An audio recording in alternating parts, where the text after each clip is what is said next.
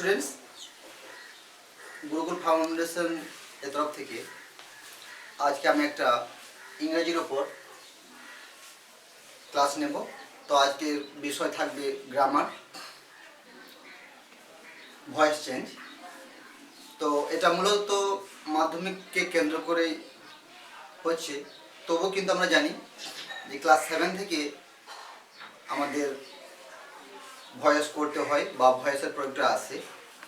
যাই হোক, এই ভয়েস চেঞ্জের কতটা গুরুত্ব সেটা তোমরা সবাই জানো, যে আমাদের রাইটিংয়ের ক্ষেত্রে ভয়েস চেঞ্জটা খুবই গুরুত্বপূর্ণ। আমাদের যদি ভয়েস চেঞ্জে কোনো জ্ঞান না থাকে বা আমরা অতটা বুঝতে না পারি, তাহলে আমাদের খুব প্রবলেম হয়, বিশেষ করে রাইটিংয়ের ক্ষেত্রে। সুতরাং আমাদেরকে কিন্তু ভয়েসে জানতে হবে। সেই হিসাবে আমি ভয়েস চেঞ্জটা ক্লাস নিচু থেকেই শুরু করছি। বেসিক যে ভয়েস চেঞ্জটা সেটাই আমি শুরু করব। তার সঙ্গেও যারা ক্লাস 7-8 আছে তারা অ্যাডজাস্ট করার চেষ্টা করবে, খুব একটা টাফের দিকে যাব না। বেসিক জ্ঞানটা আমরা কিন্তু এখানে দেব। তো আমরা শুরু করবো আজকে ভয়েস চেঞ্জ।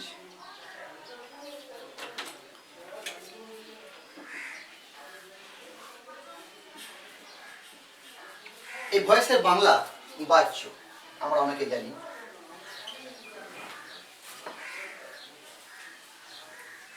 এই ভয়েস চেঞ্জকে আমরা দুই ভাগে ভাগ করি।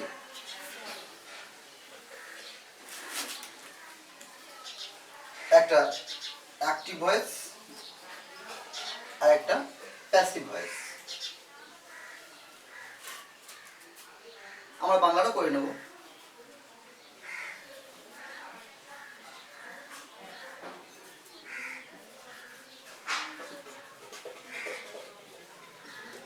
অ্যাক্টিভ ভয়েসে বাংলা হচ্ছে কর্তৃবাচ্য, প্যাসিভ ভয়েসে বাংলা হচ্ছে কর্মবাচ্য।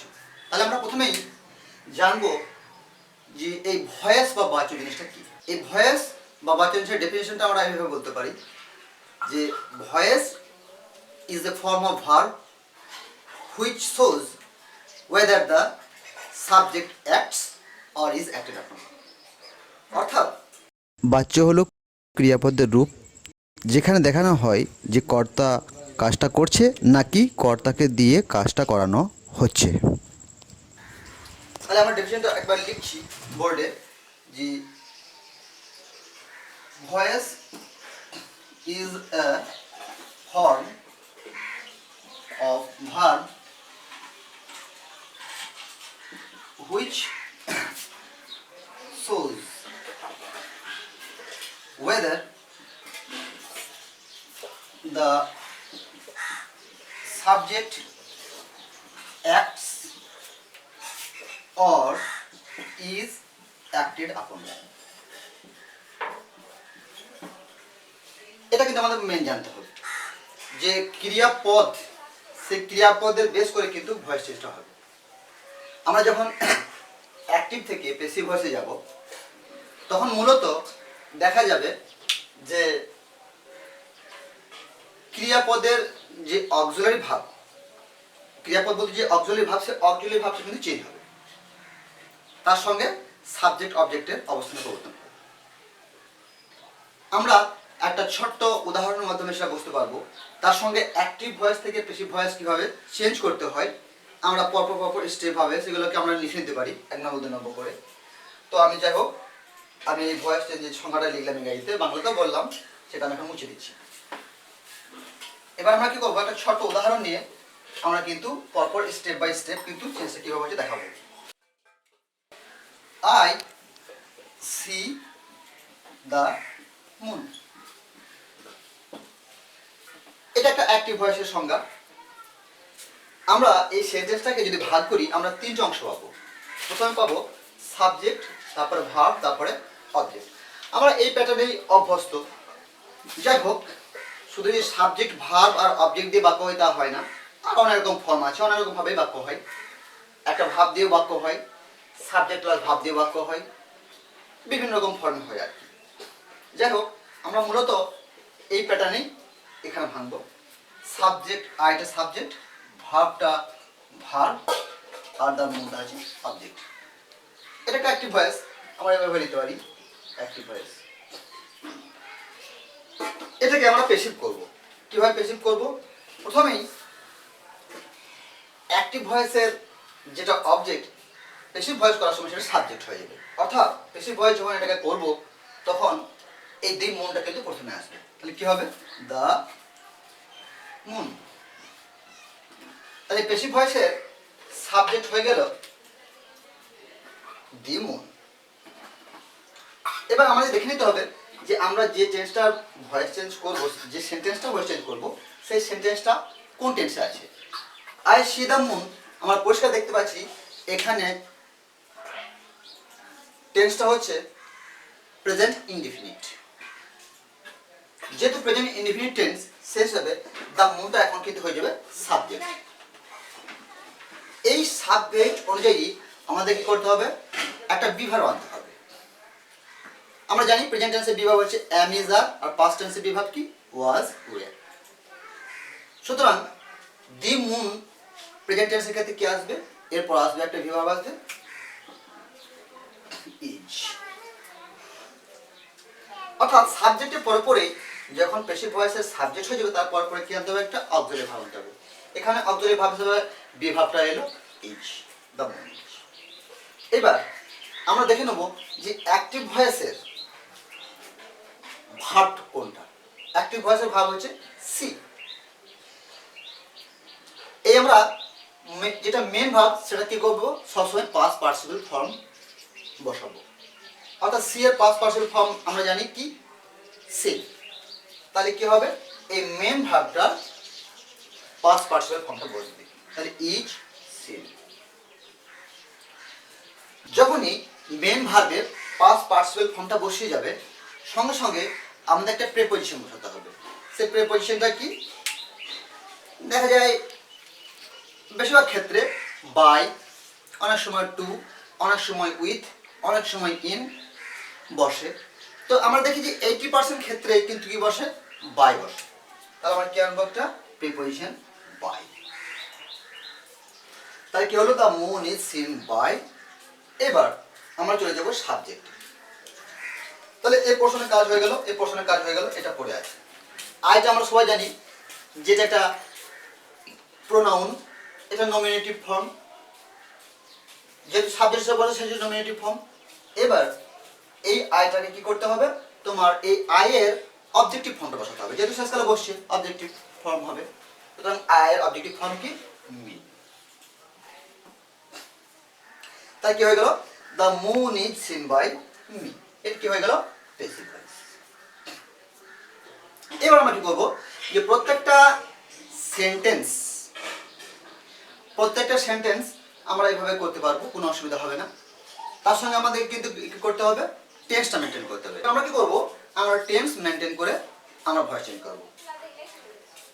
প্রথমে কি হবে? প্রেজেন্ট ইনডিফিনিট আর পাস্ট ইনডিফিনিট টেন্সের ভয়েস চেঞ্জ আমরা কিভাবে করতে হয় সেটা আমরা জানবো। এটা তো বললাম প্রথমে প্রেজেন্ট ইনডিফিনিট।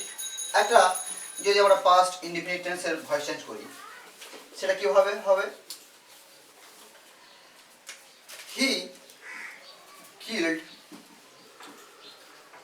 আ rat। আমরা বুঝতে পারছি সাবজেক্ট এটা ভার্ব, এর রেটটা হচ্ছে অবজেক্ট। অ্যাক্টিভ ভয়েস আমরা এটাকে পিছিয়ে ভয়েস করব। তাহলে এর রেটটা প্রথমে কি চলে আসবে? সাবজেক্ট হিসেবে চলে আসবে এ rat।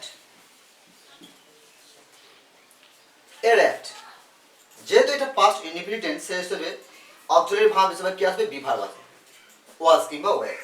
যেহেতু এ রেটটা সিঙ্গুলার, সেটা কি আসবে? ওয়াজ। এ rat ওয়াজ।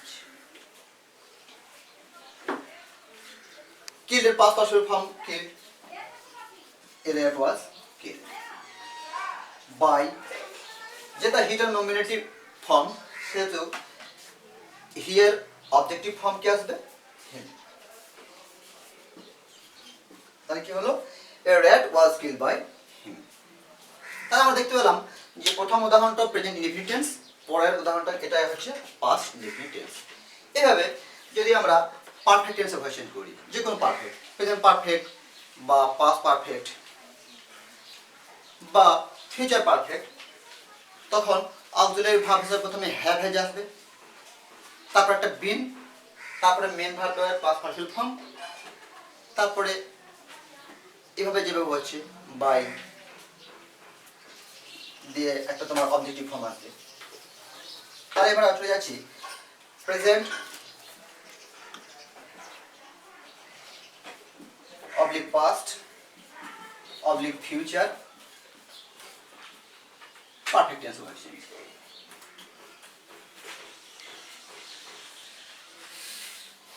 অর্থাৎ প্রেজেন্ট পারফেক্ট অথবা পাস্ট পারফেক্ট অথবা ফিউচার পারফেক্ট। আমরা একটা করে উদাহরণ দিলেই বুঝতে পারবো। হ্যাঁ, I have done the work। এটা আমরা বুঝতে পারছি যেটা একটা প্রেজেন্ট পারফেক্ট টেন্স। আমরা প্রথমে কিন্তু আন্ডারলাইন করে সাবজেক্ট ভার্ব অবজেক্ট আন্ডারলাইন করব প্রথমে। আর এটা subject have done verb the work. আমরা দি ওয়ার্কটাকে সাবজেক্ট করে নেবো বেশি ভয় করার সময়। আমরা এইভাবে লিখতে পারি অ্যাক্টিভ ভয়েস, এটা আমরা বেশি করব দি ওয়ার্ক। দি ওয়ার্ক যেহেতু থার্ড পারসন সিঙ্গুলার নাম্বার, সেক্ষেত্রে প্রেজেন্ট পারফেক্টের ক্ষেত্রে হ্যাভ কিংবা হ্যাজ অক্সিলারি ভার্ব চলে আসবে। আমরা হ্যাভ ভার্ব বলি এটাকে। অক্সিলারি ভার্বে আমরা জানি চারটা ভাগ, একটা বি ভার্ব, একটা হ্যাভ ভার্ব, একটা ডু ভার্ব, আর একটা মডেল। তো দি ওয়ার্ক যেহেতু থার্ড পারসন সিঙ্গুলার নাম্বার, সেই জন্য কি আসবে হ্যাজ। যদিও হ্যাভ আর হ্যাজের মানে একই, কিন্তু প্রয়োগটা একটু আলাদা। সবার ক্ষেত্রে হ্যাভ বসে, শুধুমাত্র থার্ড পারসন সিঙ্গুলার নাম্বার হলে হ্যাজ বসে।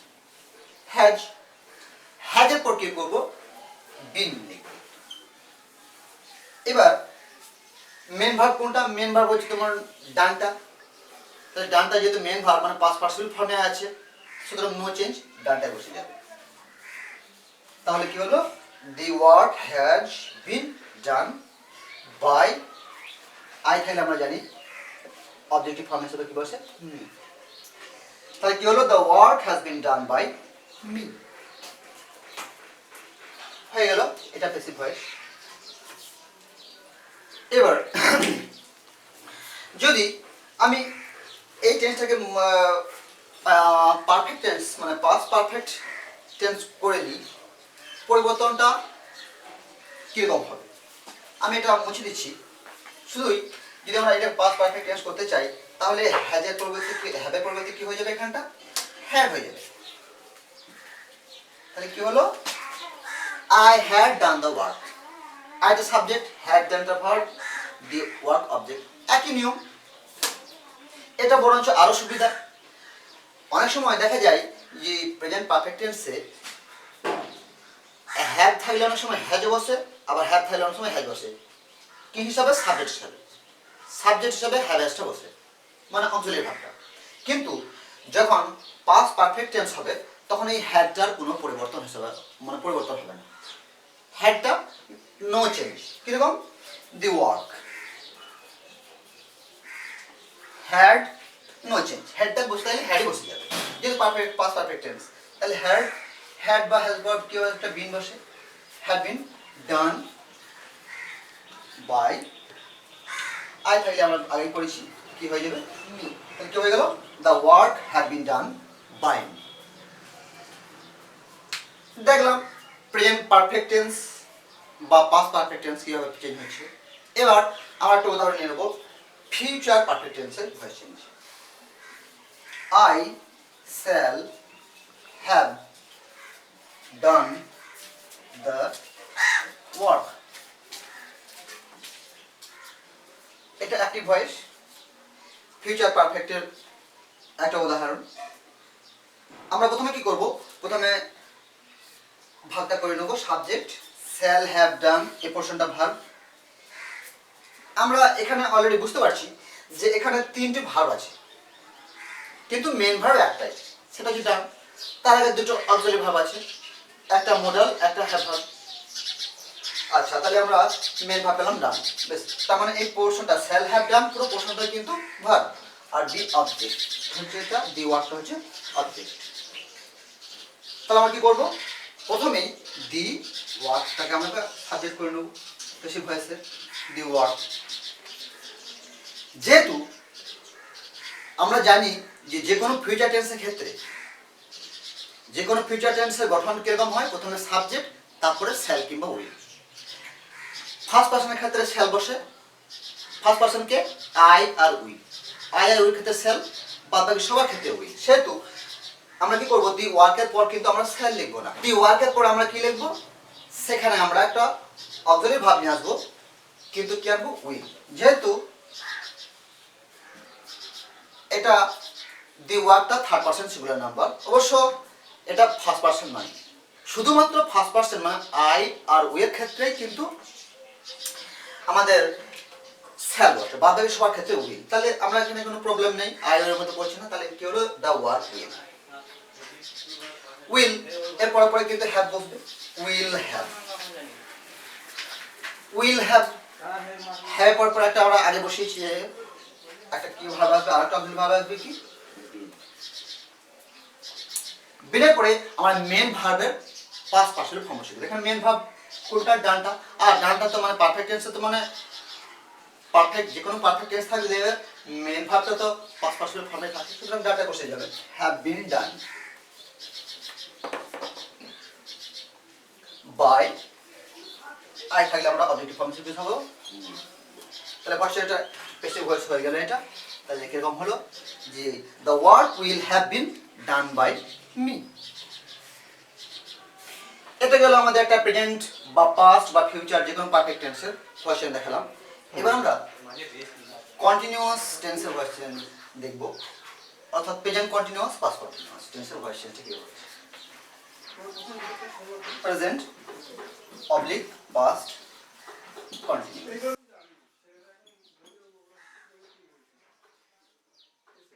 আমরা প্রথমে একটা প্রেজেন্ট কন্টিনিউয়াস টেন্সের উদাহরণ নিচ্ছি। আমরা লিখতে পারি, she is singing a song. Active voice আমরা সবসময় দেখছি যে আমরা আন্ডারলাইন করে নিচ্ছি, she is singing a song। এখানে দেখতে পাবো সিটা কি সাবজেক্ট, ইজ সিঙ্গিং এই পোর্শনটা ভার্ব, এ সং এটা অবজেক্ট। আমরা যখন পেসিভ ভয়েস করব, এ সংটা প্রথমে চলে আসবে সাবজেক্ট হিসেবে, তাহলে এ সংটা কি বলে, সাবজেক্ট। যেহেতু অ্যাক্টিভ ভয়েসে ইজটা অক্সিলারি ভার্ব বসছে, সুতরাং আমরা বুঝতে পারছি এটা প্রেজেন্ট ইনডিফিনিট টেন্সে আছে। সুতরাং এই প্রেজেন্ট ইনডিফিনিট টেন্সের যেগুলো বিভাগ সেগুলো একটা আসবে, অর্থাৎ অ্যাম, ইজ, আর এই তিনটার মধ্যে বসবে। যেহেতু এ সং সিঙ্গুলার, সেহেতু কি বলবে, ইজ। আর মেন ভার্ব কোনটা, সিঙ্গিং, সিংটা মেন ভার্ব এখানে। তাহলে আমরা কি করব, এই যে আইএনজি এই পোর্শনটাকে আমরা কি করব, প্রথমে ধরব।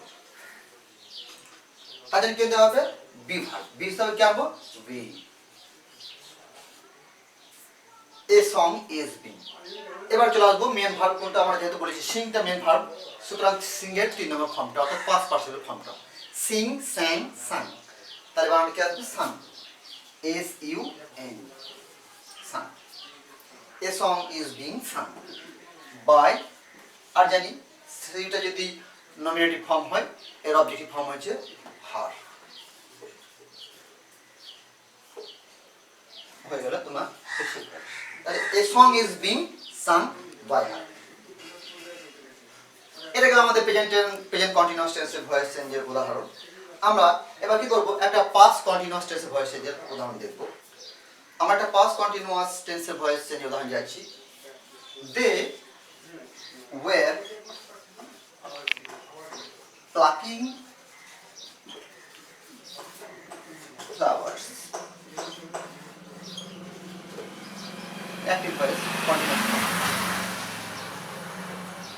আমরা সবসময় করে নিচ্ছি কি, subject portion, verb portion, object portion ভাগ করে নিচ্ছি। তাহলে ফ্লাওয়ার্সটা আমরা প্যাসিভ ভয়েসের সাবজেক্ট করব, ফ্লাওয়ার্স। এবার বিভাগ ওয়্যার বসছে, তাহলে দেখা যাবে কি, ওয়্যার কিংবা ওয়্যার বসবে। যেহেতু ফ্লাওয়ার্সটা প্লুরাল, সেহেতু আমরা কি আনবো, ওয়্যার।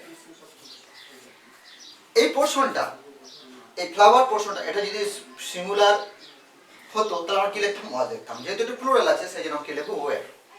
ওয়ার আই বলেছি, আইটার জন্য কি আনতে হবে? উইং। মেন ভার্ব হচ্ছে প্লাক। আমরা প্লাকের পাস্ট ফর্ম হচ্ছে প্লাকড। প্লাক, প্লাকড, প্লাক, চয়ন করা, ফুল তোলাকে বলা হয় প্লাক। তাই কি হলো বানানটা? PLUCKED, plucked. বাই ডেটা যদি নমিনেটিভ ফর্ম হয়, এর অবজেক্টিভ ফর্ম হচ্ছে দে। হয়ে গেল এটা প্যাসিভ ভয়েস। তাহলে ভয়েস চেঞ্জটা ঠিক এরকম দাঁড়ালো, flowers were being plucked by them. এবার আমরা একটা মিস আউট করে গেছি, যে ফিউচার ইনডিফিনিট টেন্সের ভয়েস চেঞ্জ আমরা দেখায় নেই। এই কারণে দেখালাম না, কারণ আমরা জানি যে সমস্ত মডেলগুলো, অর্থাৎ মডেল কোনগুলো? যেগুলো shall, will, can, could, may, might, will, would, must, এগুলো আমরা জানি মডেল। একমাত্র শ্যাল আর উইল এই দুটো কিন্তু টেন্স মেনটেন করে। ফার্স্ট পার্সনের ক্ষেত্রে শ্যাল বসে, উইলটা বাদ বাকি পার্সনের ক্ষেত্রে বসে। বাদ বাকি পার্সন মানে সেকেন্ড পার্সন বা থার্ড পার্সনের ক্ষেত্রে। আর যে কোনো ফিউচার টেন্স করতে গেলে শ্যাল কিংবা উইল থাকতে হবে। বাদ বাকি যে মডেলগুলো আছে, বললাম যে মডেলগুলো, সেই মডেলগুলো কিন্তু কোনো টেন্স মেনটেন করে না বা পার্সন মেনটেন করে না। সেহেতু আমরা মডেল থাকলে কিরকম চেঞ্জটা হয় বা ফিউচার ইনডিফিনিট ভয়েস চেঞ্জটা আমরা একসঙ্গে দেখাতে পারবো। আমরা একটা উদাহরণ দেখাতে পারি।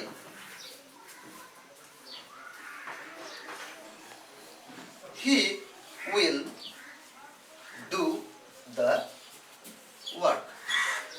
এটা হলো সাবজেক্ট, উইল দুটা ভার্ব, দি ওয়ার্কটা এই পোর্শনটা হলো অবজেক্ট।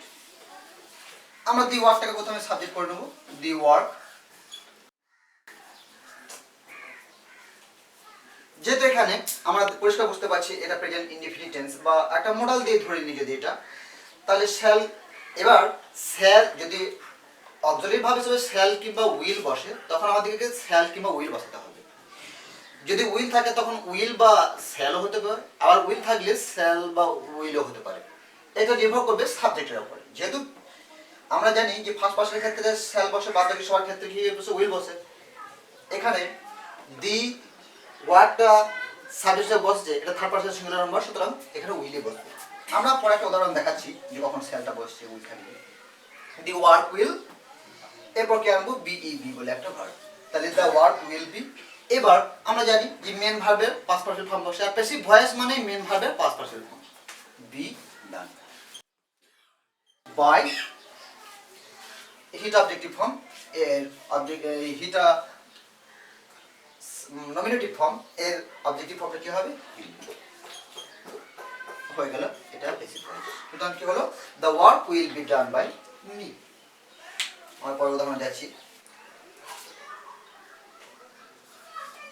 I shall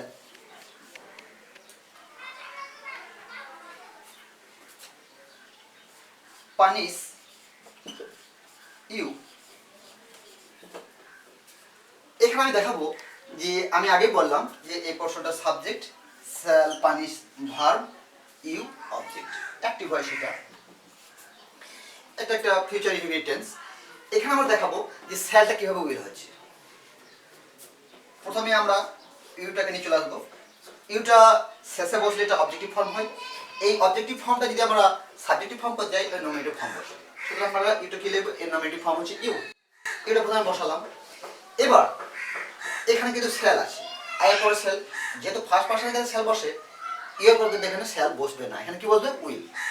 কারণ আমরা জানি যে শুধুমাত্র ফার্স্ট পার্সনের ক্ষেত্রে শ্যাল বসে, বাদ বাকি সবার ক্ষেত্রে কি বসে? উইল বসে। তাহলে এই প্রশ্নটা কি আসবে? ইউর পরে আমাদের কি আসবে? অক্সিলারি ভার্ব হিসেবে উইল। ইউ উইল, তারপর কি আসবে? একটা verb be, you will be. এবার মেন ভার্বের past perfect form punished by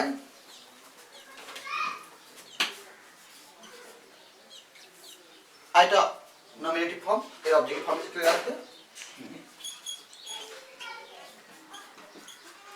তাহলে ভয়েস চেঞ্জটা এরকম হলো, you will be punished by me. এবার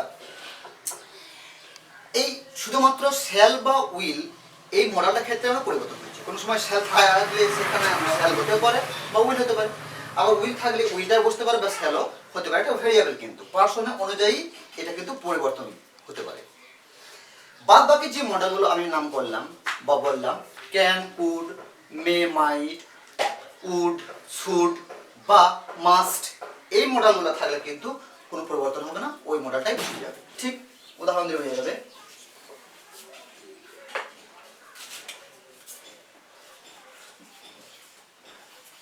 you must do it. Subject এটা ভার্ব, ইটটা আসছে অবজেক্ট। অ্যাক্টিভ ভয়েসে আমরা এটাকে প্রথমে সাবজেক্ট করে নেব ইট। এখানে যেহেতু আমি বলছি শুধু শ্যাল উইলটা ভেরিয়েবল, বাকি কিন্তু ভেরিয়েবল না, ভেরিয়েবল মানে পরিবর্তনশীল, সুতরাং এখানে মাস্টটাই বসে যাবে, ইট মাস্ট। তারপর যেমন পরিবর্তন হয় ঠিক সেরকম, ইট মাস্ট বি ডু, দুটা মেন ভার্ব, এর পাস্ট পার্টিসিপল ফর্ম কি done, it must be done by, ইউটা এর অবজেক্টিভ ফর্ম ইউবি হয় আমরা জানি।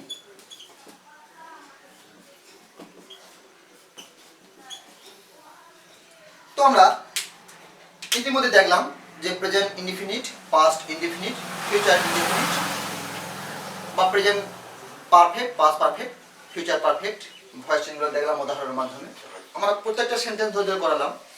এবার বাদ বাকি যে টেন্সগুলো পড়ে রয়েছে ওগুলো ভয়েস চেঞ্জ কিন্তু হয় না, যেমন future continuous, present perfect continuous, past perfect continuous বা ফিউচার পারফেক্ট কন্টিনিউয়াস, এই চারটা টেন্সের ভয়েস কিন্তু চেঞ্জ হয় না। তো আমরা ইন জেনারেল আজকে আমরা বেসিক যে ভয়েস চেঞ্জ সেটা আমরা মোটামুটি শিখে ফেললাম। তো ভয়েস চেঞ্জের আরও অনেক নিয়ম কানুন আছে তোমরা জানো, কোয়াজিপেসিভ ভয়েস, লেট দিয়ে ভয়েস চেঞ্জ, প্লিজ দিয়ে ভয়েস চেঞ্জ, ডাবল অবজেক্টের ভয়েস চেঞ্জ, বিভিন্ন রকম আছে।